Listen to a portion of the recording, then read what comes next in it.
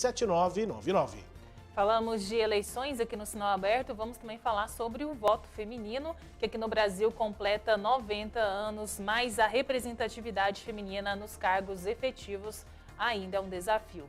Você confere mais detalhes sobre esse assunto na reportagem de Ananda Leonel.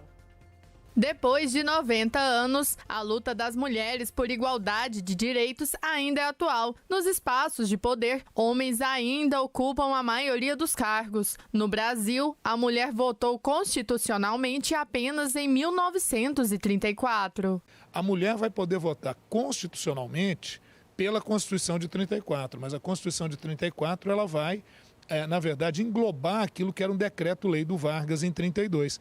Em 32, nós tivemos a primeira mulher deputada federal, dona Carlota Pereira Queiroz, de São Paulo, médica, né?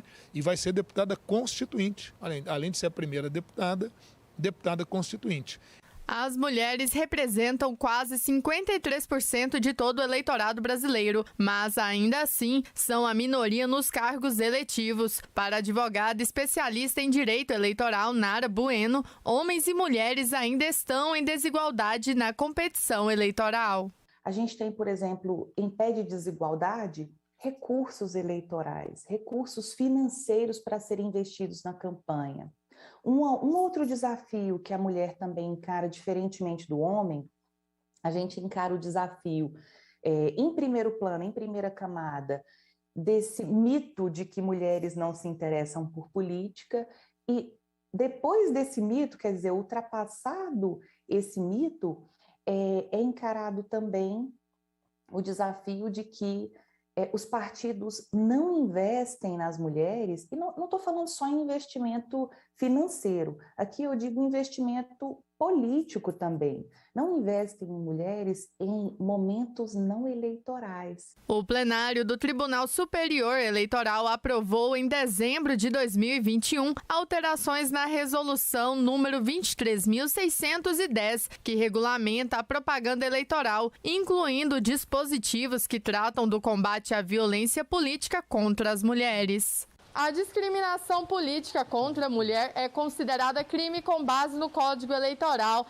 a Lei 4.737 de 1965, em que as práticas de violência contra a candidata a cargo eletivo ou detentora de mandato estão sujeitas a pena de prisão de 1 a 4 anos e multa. Para a mestre em História, Neide Barros, houve um aumento da participação das mulheres. Que pena, né? Que pena aí, portanto, na edição dessa reportagem a gente teve falhas, mas deu para pegar ali o ponto, né? Kleber Ferreira, as mulheres que votam, portanto, aqui no Brasil, constitucionalmente desde 1934, e o movimento sufragista aqui no Brasil que teve ali no final dos anos 20, né, até 1932, com avanços importantes, as mulheres votando aí, portanto, há 90 anos. A data é dia 24 de fevereiro de 1932, na Constituição 34. Mas antes disso, a gente já tinha aí a definição do voto feminino no Brasil desde 1932. Kleber Ferreira, desafios que ainda permanecem, né? Principalmente para a participação feminina nos cargos eletivos. Recentemente a gente teve um exemplo grave disso lá na Câmara Municipal de Aparecida de Goiânia. Kleber. É grave mesmo. Aquele caso é muito grave e não pode ficar daquele jeito que está lá, não. É preciso que haja um esclarecimento, né? O presidente da Câmara mandou fechar o microfone de uma vereadora no momento em que ela fazia um discurso, vou chamar de feminino, né? Que tem menos ideologia carregada. Ele foi autoritário e mandou fechar o microfone. Um absurdo, aquilo foi um absurdo que eu acho que precisa ser melhor debatido. Ô Rubens, tem algumas coisas que a gente precisa falar com clareza e sem medo do desgaste.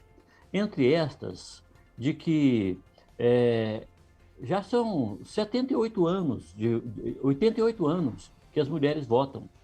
Não é pouco, não. É muito tempo. 88 anos deu para o processo ser maduro, amadurecer, para que o público feminino pudesse amadurecer. Uma outra coisa, as mulheres são maioria no nosso eleitorado. E essa maioria pode definir a eleição. E não define a eleição pela candidata porque a mulher prefere votar em homem. Então, essa responsabilidade ela não é dos homens. Acho que nem é da legislação também. Era uma questão mais de orientação. Esse debate ele é muito politizado e pouco educativo. Esse debate ele precisa ser levado para a escola em forma de educação e conscientização. É claro que aumentar a representatividade feminina nos parlamentos, no executivo, no judiciário, é fundamental para uma sociedade igualitária, onde se tenha menos ideologia e mais consciência. E é preciso ter isso. E só vai ter isso a partir da conscientização feminina, da importância do voto feminino para mulheres e da importância da participação feminina no processo político.